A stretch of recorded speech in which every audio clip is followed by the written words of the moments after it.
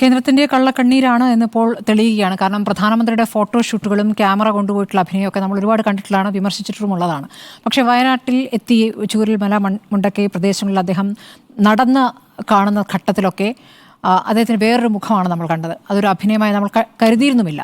അപ്പോൾ കുഞ്ഞിനെ ഒക്കെ ചേർത്ത് പിടിച്ച് ആശുപത്രിയിൽ പോയി ഈ പറഞ്ഞതുപോലെ മണിക്കൂറുകളോളം അദ്ദേഹം അവിടെ നിന്നു എന്നുള്ളത് മാത്രമല്ല, ഒരു സാങ്കേതികത്വത്തിൻ്റെയും തടസ്സങ്ങൾ ഉണ്ടാകില്ല എന്ന് ഉറപ്പ് നൽകിയിട്ടാണ് അദ്ദേഹം ഇവിടെ നിന്ന് പോയത്.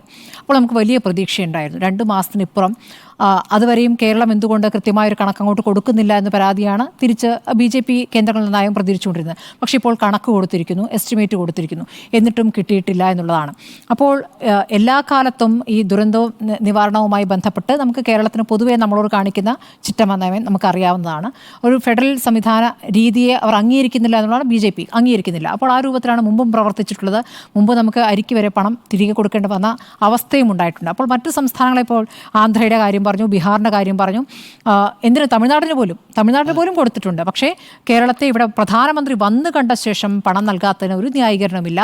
കേരളത്തിന് മുഖ്യമന്ത്രി ഇതുവരെയും അതിനോട് നടക്കുമെന്നുള്ള പ്രതീക്ഷയിലായിരിക്കണം അത് ശക്തമായി പ്രതികരിച്ചിട്ടില്ല. പക്ഷേ ഇന്നലെ വാർത്താ സമ്മേളനത്തിലും അദ്ദേഹം അത് വളരെ മയപ്പെടുത്തിയാണ് പറഞ്ഞിട്ടുള്ളത്. പ്രതീക്ഷ കൊണ്ടായിരിക്കാം, ഇനിയിപ്പോൾ അതുമൂലം തരാതിരിക്കേണ്ട എന്ന് കരുതിയിട്ടായിരിക്കും. പക്ഷെ അങ്ങനെ ഒരു അവരുടെ ഔദാര്യമല്ലെന്നേ, അത് ഔദാര്യമല്ല, എല്ലാ സംസ്ഥാനങ്ങളും കൊടുക്കേണ്ടതാണത്. അപ്പോൾ നമ്മുടെ അവകാശമാണ്, അത് കിട്ടിയിട്ടില്ല എന്നുള്ളതാണ്. അപ്പോൾ ഇനി ഇത് ചെറിയ രൂപത്തിൽ ഇങ്ങനെ വിമർശിക്കാതെ നമുക്കൊന്നും തന്നില്ല എന്ന രൂപത്തിൽ കൈനീട്ടേണ്ട അവസ്ഥയല്ല, നമ്മളത് ചോദിച്ചു വാങ്ങുക തന്നെ വേണമെന്നുള്ളതാണ്. ശക്തമായി തന്നെ ഇതിൽ പ്രതികരിക്കേണ്ടതുണ്ട് എന്നുള്ളത് തന്നെയാണ്.